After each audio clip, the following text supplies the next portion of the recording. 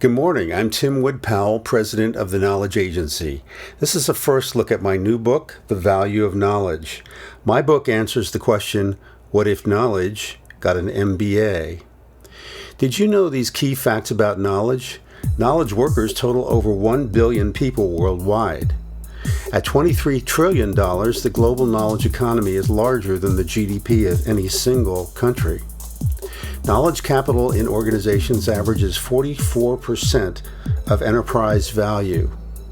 Yet knowledge is seldom measured as accurately nor managed as effectively as tangible assets. Key elements of conventional knowledge thinking are misleading or sometimes just wrong. Now, knowledge is an economic resource. Just as with tangible goods, there's a supply side and a demand side. There's a seller and a buyer, and there's exchange between the two, as if when you're buying a house, you exchange that for money. Knowledge services are much the same. There's a knowledge producer, who's basically the seller. There's a knowledge user, who's the buyer. And there's a communication, which is the exchange between the two. There's also a management layer that circles the whole process. So what's the purpose of my book? In my book, I discuss core value questions. So what core value questions does my book address?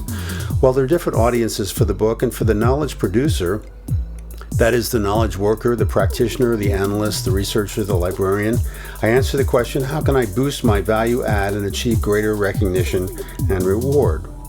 For the knowledge user, the client, the customer, the patron, the buyer, I answer the question, how do knowledge producers add value, and how could they add still greater value?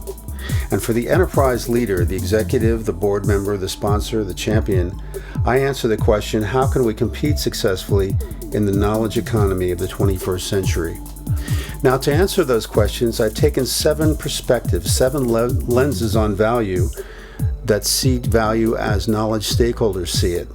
And the first one I take in chapter 1 is the enterprise knowledge mission, and that's the perspective of the CEO or the executive or the board level person.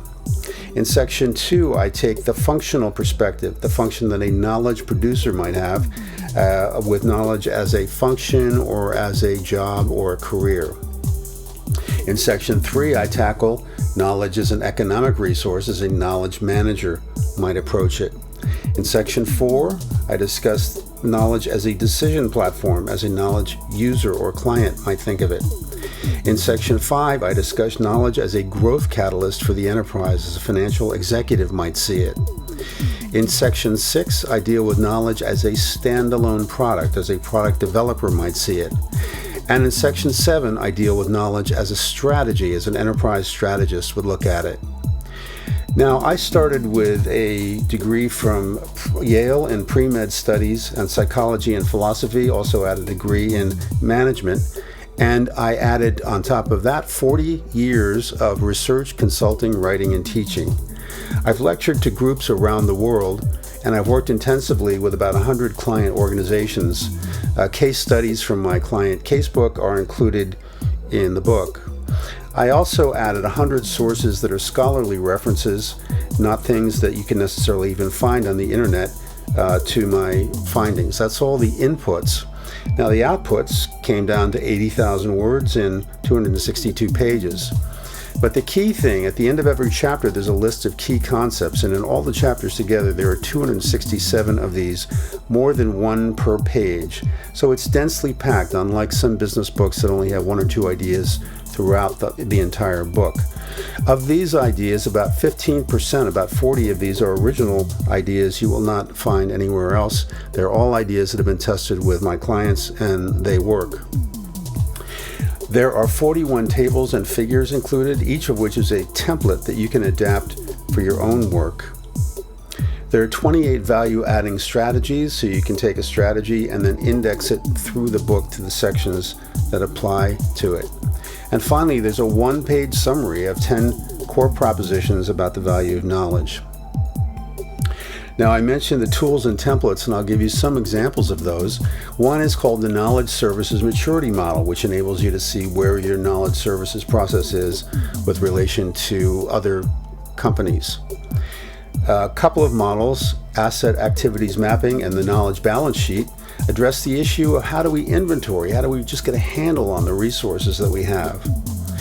The knowledge value chain is a process for adding value to data, to information and knowledge, turning it into intelligence, and then moving it up to decisions, actions, and value.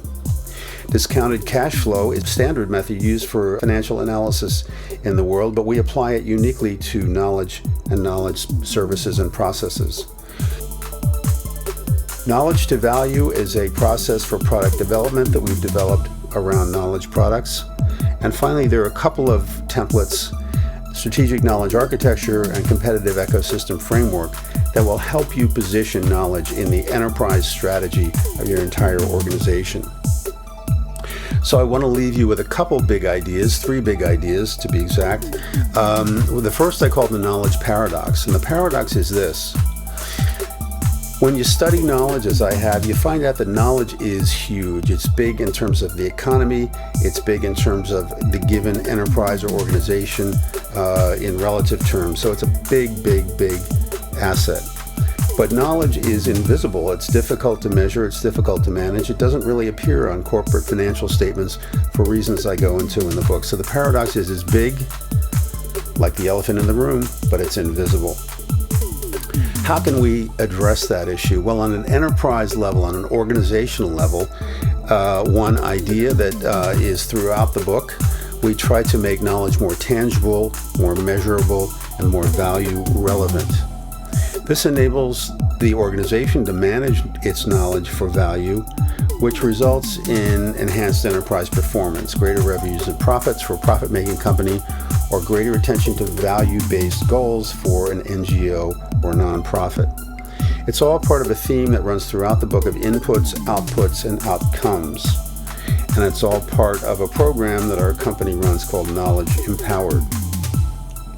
Well, how about on the individual basis? What can I as a knowledge professional do? The big idea 3 I'll leave you with this morning is to understand the value of knowledge by reading my book, watching my videos, which I will be producing, reading my blog.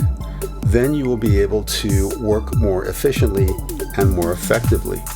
And the outcome is that you will eventually have greater recognition and reward for your work. But the immediate outcome that I always notice is a greater motivation, a greater enthusiasm, a greater engagement for your work. Again, there's an input, an output, and an outcome, and it's all part of a knowledge empowerment program. Knowledge leaders are saying good things about the book. Vanessa DeMauro, Executive Director at Leader Network, says, if knowledge is the world's great currency, this groundbreaking book serves as a high-powered money manager, redefines the standards for knowledge leadership. Julie Gavert, the International Business Development Executive, says can be applied in practically any business discipline, from CFOs who want to understand what to measure to business developers who want to scale out the businesses they are in. Larry Prusak, author of Working Knowledge, says well-written and widely sourced, very useful to anyone interested in pursuing the study of knowledge beyond the standard models on offer. And Guy St. Clair, who's a lecturer in knowledge services at Columbia University and also my editor on this project and also my dear friend, says provide certain and unhindered directions for ensuring that what is offered can be realized effectively and efficiently. But don't take our word for it. Try before you buy it by accessing these free resources. Download the table of contents and other introductory materials from the DeGruyter website listed there. Download the introduction from the Amazon US website, which is a Kindle download. Download related articles or read related articles from my knowledgevaluechain.com blog. I'll be doing various webinars about this and have been doing them, so I'll announce those on the knowledgevaluechain.com site. And I'll also be producing more videos like this to explain standard concepts in the book. The Knowledge Agency, my company, offers related products and services. The services we offer are listed on our website, knowledgeagency.com. They include coaching, clinics, and consulting. And our previous book, The Knowledge Value Chain Handbook, is still for sale in PDF on our website, and also it's available in hard copy on Amazon. Thanks for listening. Good luck with your knowledge products. Get in touch, and I'll see you soon. Bye. Hi, I'm Tim Wood Powell, President of the Knowledge Agency and author of the new book, The Value of Knowledge. Thanks for watching this video. I think you'll get a lot out of my book, but I understand it's expensive, so that if you can't afford your own copy, I encourage your organization or your library to buy a copy. That way you'll get the benefit and your whole group will get the benefit as well. I'll be making more videos and look forward to seeing you. Leave comments below if you want to or questions, and I'll see you soon. Bye.